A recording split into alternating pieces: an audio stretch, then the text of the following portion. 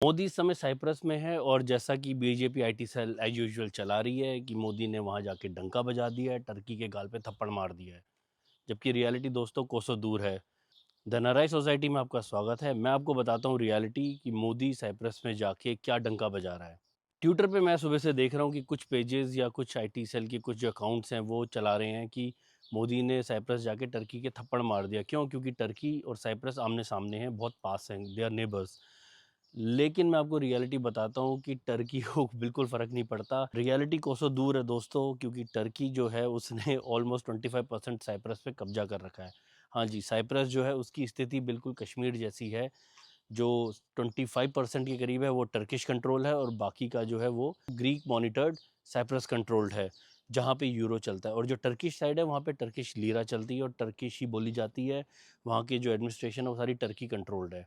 तो मुझे नहीं लगता कि मोदी ने कैसे वहाँ जाके टर्की को वो थप्पड़ मारा। साइप्रस का अगर आप इतिहास देखोगे तो आपको वहाँ की सिचुएशन कश्मीर जैसी लगेगी। हुआ क्या कि 1960s में जब साइप्रस आज़ाद हुआ तो ब्रिटिश गवर्नमेंट ने बोला कि क्योंकि साइप्रस टर्की के नज़दीक है तो टर्की को दे देना चाहिए। हालांकि इतिहास अगर आप देखेंगे तो वो सारे ग्रीक ही थे पहले। जो मुस्लिम कन्वर्ट हुए वो टर्क्स बन गए। फिर एक घमासान लड़ाई शुरू हुई और 25% के करीब साइप्रस को टर्की ने कंट्रोल कर लिया। सेम जैसे पीओके है वैसे ही टर्की ने भी कब्जा लिया। फिर ब्रिटिश और यूएन ने आके वहाँ पे एक ग्रीन जोन बनाया और उनको स्प्लिट कर दिया। साइप्रस की कैपिटल निकोसिया एक ऐसी कैपिटल है जहाँ पे इंटरनेशनल बॉर्डर क्रॉस होता है। टर्किश साइप्रस की जो कैपिटल है वो भी निकोसिया है, लेकिन स्प्लिटेड है। मैं वहाँ गया था और मैंने वहाँ देखा था, बॉर्डर भी क्रॉस किया था। जो साइप्रस साइड है वो ज़्यादा डेवलप्ड है और जो टर्किश साइड है वो थोड़ा सा कम डेवलप्ड है। तो मुद्दे पे आते हैं कि मुझे नहीं पता कि मोदी ने साइप्रस जाके टर्की के मुंह पे थप्पड़ कैसे मार दिया। इस चीज़ को एक सिंपल ऑफिशियल ट्रिप देखा जाना चाहिए। मात्र 13.5 लाख की आबादी वाला साइप्रस, जिसके 25% में टर्की ने कब्जा करा हुआ है, तो आप अंदाज़ा लगा सकते हो कि वो आप अपना डंका बजाओगे क्या टर्की को आप नीचा दिखाओगे। आपको जान के हैरानी होगी कि साइप्रस के जो सबसे अमीर लोगों में से एक है अदानी का छोटा भाई, जो वहाँ के पोर्ट्स कंट्रोल करता है।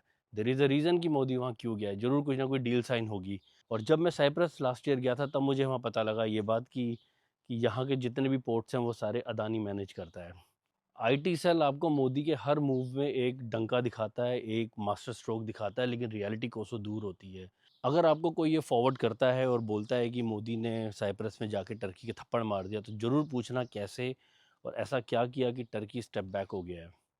अभी तो रिसेंटली ये भी सुनने में आ रहा है कि एयर इंडिया के प्लेन्स जो हैं वो टर्की की कंपनी मैनेज करती थी, क्योंकि अदानी का वहाँ पे बहुत ज़्यादा स्टेक है वहाँ के पोर्ट्स पे। तो आई एम श्योर कोई ना कोई बिजनेस डील ही इसके पीछे भी होगी।